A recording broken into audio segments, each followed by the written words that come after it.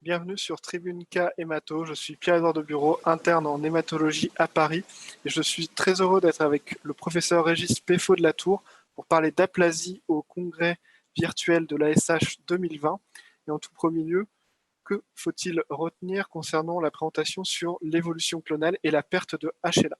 Merci beaucoup Pierre-Edouard, bonjour à tous. Donc en fait, on avait une communication orale de l'équipe de Nakao japonaise qui a repris de manière rétrospective plus de 600 malades avec des techniques d'étude de la membrane des patients pour la perte du HLA de classe 1, essentiellement en cytométrie de flux.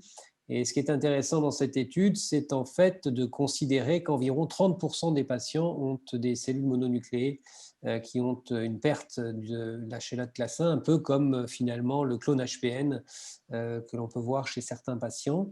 Et ils se sont évidemment posé la question de possiblement une association de cette perte de classe 1 au regard d'une évolution clonale. Et ce qu'ils ont réussi à faire, même si le suivi est court, de l'ordre de 4 ans, c'est à montrer que les 15 patients qui ont eu une évolution clonale sur cette période, eh bien, aucun d'entre eux avait une perte de HLA de classe 1, ce qui pose évidemment question, puisqu'on aurait pu penser que cette perte d'HLA de classe 1 était un événement mutationnel inaugural dans l'évolution clonale.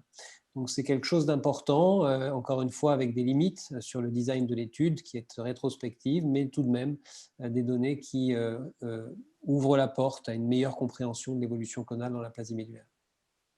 Cela est très intéressant, Régis. Et est-ce qu'il n'y a pas une contradiction avec des résultats publiés de l'équipe de Babušok?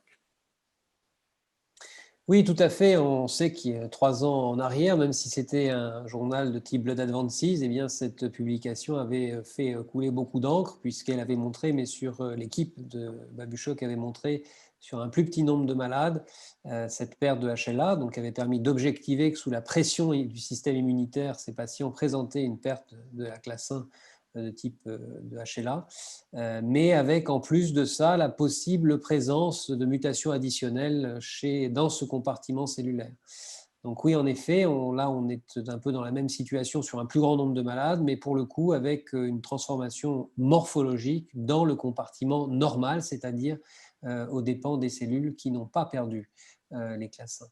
Donc encore une fois, je crois que ça pose des questions. On voit qu'il y a quelque chose qui est en train de se passer sous la pression du système immunitaire, qu'on arrive maintenant à identifier des cellules qui s'expandent et peut-être, en tout cas, trouvent des moyens d'échapper au système immunitaire, mais on voit bien que très clairement, cette évolution clonale aux dépens d'autres cellules est mal comprise et cette coexistence, cette homéostasie des différentes cellules mutées ou non, reste quelque chose qui va être très intéressant comme piste de recherche dans le futur.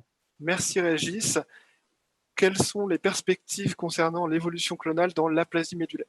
Donc en pratique, la recherche sur l'évolution clonale est quelque chose qui est en train d'augmenter très fortement de par les techniques en elles-mêmes, que ce soit des techniques d'analyse génétique ou phénotypique. Et donc j'ose espérer que nous allons enfin réussir à comprendre la coexistence la pression du système immunitaire et des mutations moléculaires dans ce contexte pour pouvoir, en tout cas chez nos malades, comprendre plus précocement les anomalies qui mènent à la transformation, qui, quand elle est morphologique, est, comme tu le sais, extrêmement compliquée à contrôler avec des pronostics effroyables. Merci beaucoup et cela ouvre encore beaucoup de perspectives pour l'aplasie et le traitement de l'évolution clonale.